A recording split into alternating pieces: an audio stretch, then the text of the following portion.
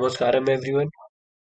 So finally सदगुरु श्री ब्रह्मा की documentary का पहला पार्ट मैं शुरू कर रहा हूँ और मेरी कोई क्षमता नहीं है उनके बारे में बोलने की, पर लोगों को मालूम होना चाहिए सदगुरु श्री ब्रह्मा के बारे में कि वो क्या थे। और जैसा कि हम सदगुरु जग्गी वासुदेव देव को फॉलो करते हैं, उनके द्वारा दी गई साधना पद्धति को फॉलो करते हैं, तो उन्हीं से मैंने सदगुरु श्री ब्रह्मा के बारे में सुना था। और वो कहते हैं कि पिछले जन्म में वही सदगुरु श्री ब्रह्मा थे, और इस जब सदगुरु श्री ब्रह्मा ध्यान लिंगम कॉन्सिक्रेट करने में फेल हो गए थे, तो उन्होंने कहा था कि मैं वापस आऊंगा, और वो जग्गी वासुदेव के रूप में आए। तो ये पूरी कहानी क्या है, किस किस तरीके से सदगुरु श्री ब्रह्मा ने कैसी कैसी चीजें अटेम्प्ट करी और क्या क्या उनका जीवन काल में हुआ, इससे आपको बहुत सारी चीजें सीखने को मिलने वाली है। तो ये जो डॉक्यूमेंट्री, मतलब जो भी मैं वीडियोस यहाँ पर बनाने वाला हूँ, वो ऑलरेडी यूट्यूब पे इंग्लिश में डॉक्यूमेंट्री अवेलेबल है। प्रेम केवी एक चैनल है, उन्होंने बनाया है इसके ऊपर। वो रियल डॉक्यूमेंट्री वही है। मैं वहां से जो चीजें हो सकती हैं बताने के लिए आप लोगों को, वो मैं वहां से उठाकर लाया हूँ। और ज्यादातर पार्ट वहीं से है, और कुछ कुछ चीजें मैंने बुक्स वगैरह में पढ़ी है, वो भी मैं आपके सामने रखूंगा। केवल हिंदी में वो वाली जो डॉक्यूमेंट्री, वो पहली बात तो इंग्लिश में नरेशन किया गया है, और साथ ही साथ जब वो लोगों से बातचीत करते हैं तो तमिल में नीचे लिखा हुआ आता है। सॉरी, तमिल में बोलते हैं और इंग्लिश में लिखा हुआ आता है सबटाइटल। तो बहुत सारे लोग वैसे भी इंग्लिश में सुनना पसंद नहीं करते हैं, और जो इंग्लिश में सुनते भी हैं तो वो देखते हैं कि नीचे तमिल में लिखा, सॉरी, वो तमिल में बोल रहे हैं और इंग्लिश में लिखा हुआ आ रहा है। तो उन लोगों के लिए भी मैं हिंदी में वीडियो बना रहा हूँ। सो स्टार्ट करते हैं। श्री सदगुरु श्री ब्रह्मा की मेरी तरफ से जो हिंदी में हो सकता है वो डॉक्यूमेंट्री का पहला पार्ट ही है। तो सबसे पहले बात करते हैं कि सदगुरु श्री ब्रह्मा का जन्म हुआ था नदुआ पट्टी नाम का एक गांव है कन्याकुमारी के आसपास। वहां उनका जन्म हुआ था 1978 में। और बचपन से ही उनको कहते हैं कि आध्यात्म वगैरह में ज्यादा रुचि थी, और वो इन्हीं सब चीजों की प्रैक्टिसेस वगैरह भी किया करते थे कुछ कुछ। जैसे जैसे बड़े हुए, फिर शादी हुई, तो उनके खेत थे, मतलब खेती बाड़ी थी उनकी, तो रात को खेत में जाकर पहरा देते थे। और ये कहा जाता था कि जब वो किताबें जब वो खेतों में रहते थे रात रात भर, तो कहते हैं कि वहाँ बहुत सारे ऋषि मुनियों द्वारा के साथ उनकी मुलाकात होती रहती थी। और ये भी कहा जाता है कि उनमें से किसी से इन्होंने कुछ साधनाएं सीखी और उनको लगातार प्रैक्टिस किया। और ये बोला जाता था कि सदगुरु श्री ब्रह्मा कहीं से बाघ की जो खाल होती है, चमड़ी होती है, जिसपे शिव जी को भी बैठा हुआ दिखाया जाता है। कहते हैं कि सदगुरु शिव ब्रह्मा कहीं से वो लेकर आ गए थे घर में, और उसके ऊपर बैठते थे, बैठकर साधना करते थे या बैठते थे। और एक चेयर भी ले आए थे, जिसमें जैसे पुरानी पिक्चरों में आपने देखा होगा दादाजी लोग बैठ के, रॉकिंग चेयर बोलते हैं उसको। सदगुरु शिव ब्रह्मा ये किताबें ये लिया ये वाली चेयर ले आए थे। और कहते हैं कि उनका पूरा दिन आध्यात्मिक जो किताबें होती थी उनको पढ़ने में गुजरता था। और उनकी शादी शादी हुई थी, और उनकी 3 लड़कियां थी, एक लड़का था। और उनकी वाइफ के साथ उनकी बाद बाद में बहुत सारी झड़प होती थी। मे भी पता नहीं किस वजह से होती थी कि घर घर में लगता है कि फीमेल और मेल में झगड़े तो चलते रहते हैं। तो फिर कहते हैं कि बहुत बहुत लड़ाई होती थी, बाद में सदगुरु श्री ब्रह्मा गुस्सा होकर घर से चले जाते थे, फिर उनको वापस बुलाया जाता था। तो ये सब चलता रहा उनके जीवन काल में। और फिर जब उनकी उम्र 35 वर्ष वर्ष हो गई थी, उसके बाद वो कहते हैं कि एक दिन सदगुरु श्री ब्रह्मा रात को पेड़ के नीचे बैठे हुए थे या खेत में बैठे हुए थे। ये कहा जाता है, दो चीज मैंने सुनी है, कि अगस्त्य मुनि खुद आए और उनको ज्ञान की प्राप्ति करवाई। और कुछ तो ये कहते हैं कि शिव खुद आए और उन्होंने उनकी शिव की कृपा उनको प्राप्त हुई।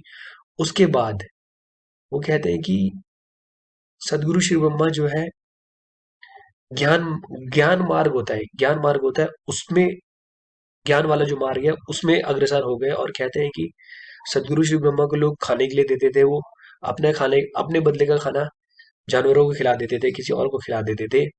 और बस उनके मन में बस एक ही चीज रहती थी, और अब वो एक ही चीज करते थे, हमेशा ध्यान में बैठे रहते थे। कई कई दिन बीत जाते थे और वो ध्यान में ही बैठे रहते थे।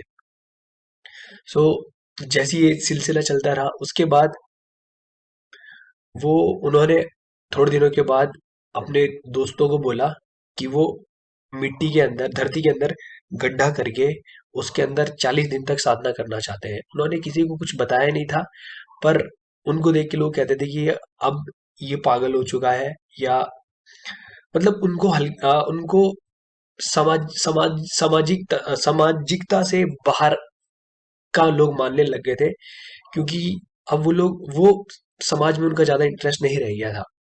वो अपनी साधना करते, और खाने पीने से उन्हें कोई मतलब नहीं। कहते हैं कि लोग कहते हैं कि उनके शरीर बिल्कुल सुकड़ा हो गया था, और दिन कई कई दिनों तक आप एक ही जगह बैठे हुए समाधियों में बैठे रहते थे। फिर उन्होंने एक बार कहा कि मैं धरती के अंदर जाकर साधना करना चाहता हूँ। उन्होंने अपने 3 दोस्तों को बोला कि गड्ढा खोदो और मुझे 40 दिन के बाद निकालना बाहर।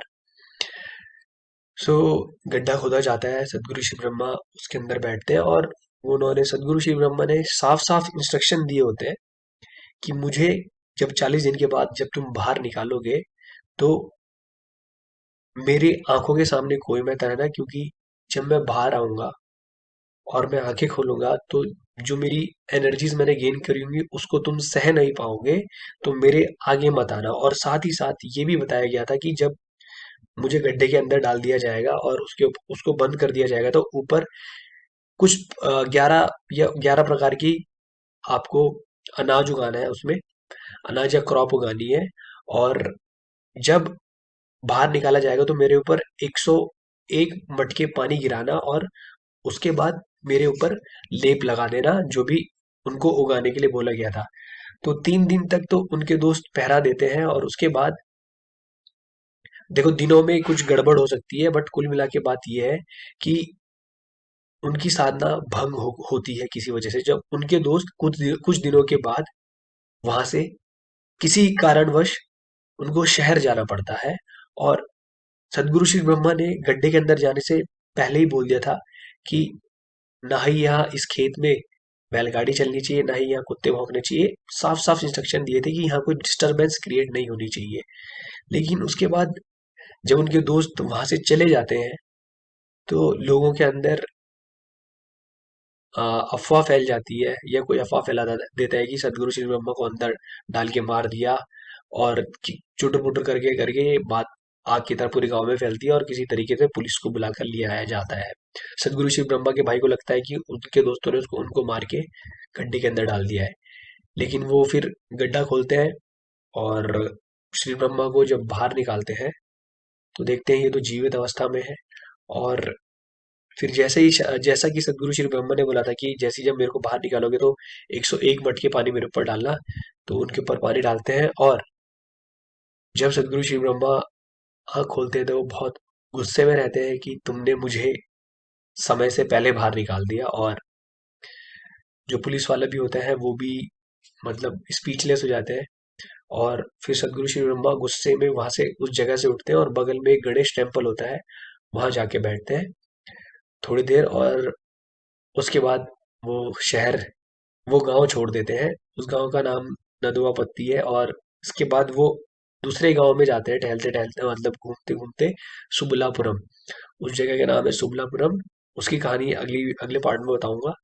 इसके बाद जब श्री ब्रह्मा उस जगह को गुस्से में छोड़ के जाते हैं, तो कहते हैं कि उस जगह सूखा पड़ जाता है, और बहुत सारे लोग वो गांव छोड़कर किसी और गांव में बसने चले जाते हैं। कहा यह भी जाता है कि गांव के गांव के बगल में एक लाइन थी। रेलवे लाइन के उस तरफ बारिश होती थी, पर इस तरफ बारिश नहीं होती थी, क्योंकि सदगुरु जब हम बहुत गुस्से में गए थे, और वहां के लोगों ने उनकी कद्र नहीं करी, तो वो एक गुस्से वाले मूड में, या के निराशा वाली एनर्जी वहां छोड़ के गए, क्या पता इस वजह से कुछ ऐसा हुआ हो। पर जब मैंने वीडियो में वो गाँव देखा था तो वहाँ दिख रहा था। और खैर उसके बाद तो कहते हैं कि जब सदगुरु शिव ब्रह्मा ने जिस जगह बैठकर साधना करी थी उस जगह तो अभी पानी की टंकी बन गई है, लेकिन उसके बगल में एक मंदिर भी बनाया गया है सदगुरु शिव ब्रह्मा के नाम का। बहुत ज्यादा गुस्से में गए थे वो। और एक चीज और बताता हूँ कि इस बारे में सदगुरु जग्गी वासुदेव ने भी कहा था कि एक बार जब श्री ब्रह्मा ने कुछ एक गांव के अंदर लोगों को बोला था कि मैं मुझे 40 दिन के बाद बाहर निकालना, लेकिन उन्होंने जल्दी निकाल दिया था। तो वो लोग मतलब उस गांव के लोग अब मेरे पास माफी मांगने के लिए आए थे कि हमारे पूर्वजों ने कुछ गलतियां करी थी तो माफ कर दो। और ये बिल्कुल सही घटना है, मैंने मतलब ये सदगुरु ने ही बोला है। तो श्री ब्रह्मा वहां एक बहुत ही ज्यादा गुस्से के मूड से गए थे और उसके बाद कहते हैं कि श्री ब्रह्मा बदल चुके थे बिल्कुल। और उनकी आंखों के अंदर गुस्सा दिखाई देता था, मतलब उनके चेहरे को अगर देख लो, अगर फोटो देख लो, मेरे से तो देखा नहीं जाता, मैं मतलब उस फोटो को ही नहीं देख पाता हूँ। तो क्या इंसान रहे होंगे, क्योंकि जब सदगुरु जग्गी वासुदेव बोलते हैं ही वॉज लाइक फायर, तो he would have been like fire if he stares at you. वो हाँ, सदगुरु बोलते हैं कि आपने वीरप्पन का नाम सुना होगा, कि अगर तुमने सदगुरु श्री ब्रह्मा की फोटो देख ली, वीरप्पन भी सदगुरु श्री ब्रह्मा के सामने एक छोटा बच्चा लगेगा। वो इस तरीके से वो अपने आप को इस तरीके से रखते थे, क्योंकि उनको एक मिशन को पूरा करना था। उसी के लिए वो साधना कर रहे थे, पर वो साधना पूरी नहीं हो पाए। फिर वो आगे चल के दूसरे गांव में कुछ कुछ करते हैं और लोगों को प्रिपेयर करते हैं। तो उसके बारे में अगली वीडियो बनाऊंगा। उस वीडियो में वो सारी उस गांव में क्या क्या हुआ, वो सारी बातें अगली वीडियो में बताई जाएंगी। आई होप कि आपको अच्छा लगा हो। बाकी लोगों तक भी ये चीजें शेयर करें, और श्री ब्रह्मा के बारे में लोगों को जानना बहुत ज्यादा जरूरी है। और उनके आश्रम भी जगह जगह, उनके बारे में मैं सारी जानकारी दूंगा। और बहुत सारी ऐसी चीजें हैं जो आपने केवल सुनी ही होंगी, वो लोगों के लिए लिविंग रियलिटी है।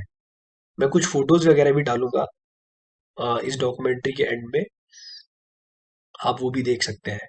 सो मिलते हैं अगली वीडियो में, तब तक के लिए नमस्कार, धन्यवाद।